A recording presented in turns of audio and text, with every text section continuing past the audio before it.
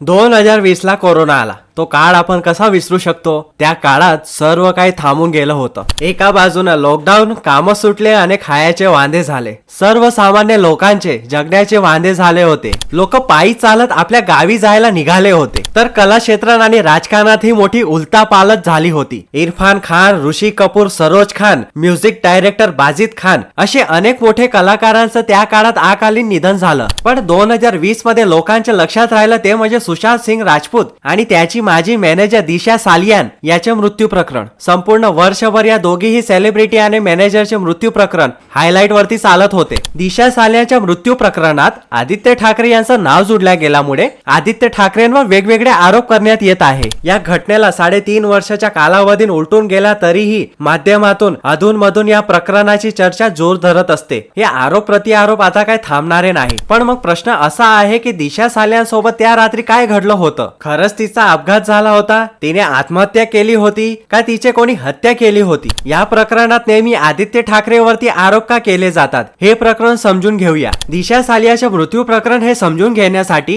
ही दिशा सालियान नेमकी कोण होती ते माहित असणं गरजेचे आहे। अभिनेता सुशांत सिंग राजपूत यांची माजी मॅनेजर म्हणून दिशा सालियान मुंबईत काम करत होती। 8 जून 2020 ला 28 वर्षाची ही तरुणी आपल्या 14व्या मजल्याच्या घराच्या बाल्कनीतून खाली पडली आणि तिचा मृत्यू झाला। तोल गेल्यामुळे ती खाली पडली आणि तिचा मृत्यू झाला असं सांगितलं जातं। तेव्हा पोलिसांनी ते एक आत्महत्याची घटना असल्याची नोंद केली। मुंबई पोलिसांच्या म्हणण्याप्रमाणे दिशाला लंडन मध्ये राहता तिचा एका मैत्रिणीचा फोन आला होता। फोनवरती बोलत बोलत त्यांच्यामध्ये काही लॉकडाऊन वरती चर्चा चालत होती। लॉकडाऊन मुळे कामं बाकी आहेत, ती थोडी चिंतेत होती असं मैत्रिणीने नंतर पोलिसांना सांगितलं होतं। दिशाचे मित्र आणि तिचा होणारा नवरा दिशाच्या रूम मध्ये आले। मग दिशाला आवाज दिला परंतु रिस्पॉन्स मिळाला नाही। दिशा रूम मध्ये न होती। मग त्यांनी खिडकीतून खाली पाहिलं तर दिशा खाली मृत अवस्थेत पडलेली होती। त्याच्यानंतर पोलीस तपासात दिशानं आत्महत्या केली असल्याची नोंद करण्यात आली। सुरुवातील तिचा मृत्यूची काही चर्चा होत नाही, पण जेव्हा 14 जून 2020 ला प्रसिद्ध बॉलिवूड अभिनेता सुशांत सिंग राजपूत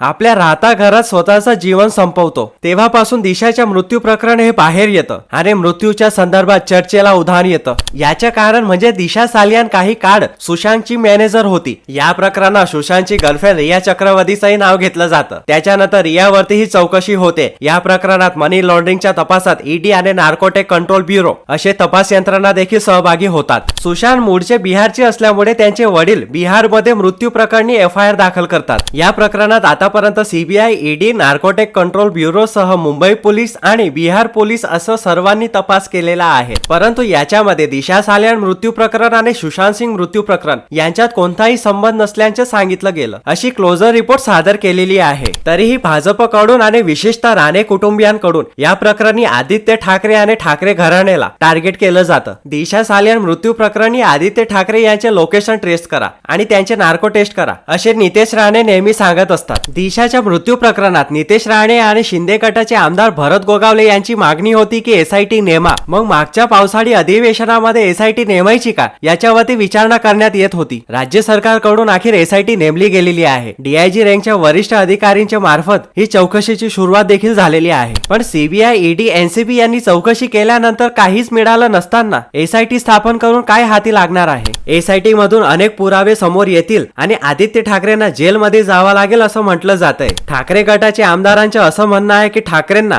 मातोश्रीला आणि आदित्य ठाकरेंना घेरायचा प्रयत्न आहे। आता प्रश्न असा आहे की राजकारणामध्ये हे स्पष्ट आहे, एककडे महाविकास आघाडी आणि दुसरीकडे सत्ताधारी यांच्यामध्ये एवढी मतभेद आहेत, एवढी खुन्नस आहे की यांच्यामध्ये सहानुभूती आणि भावनिक असं काही राहिलंच नाही। मिळेल ते आरोप करायचं आणि समोरच्याला डॅमेज करायचं असं राजकारण सुरू आहे। तुम्हाला काय वाटतं, या एसआयटीच्या तपासातून काही नवीन गोष्ट समोर येतील का? आदित्य ठाकरेंना जेलमध्ये खरंच जावं लागेल का आदित्यना डॅमेज करायचा प्रयत्न सत्ताधारी करत आहे? आपलं मत कमेंट करून नक्की कळवा। एवढंच बोलून मी आपली रजा घेतो। जर का हा व्हिडिओ आपल्याला आवडला असेल तर व्हिडिओला लाईक करा आणि असेच व्हिडिओ बघण्यासाठी आपल्या चॅनलला नक्की सबस्क्राईब करा।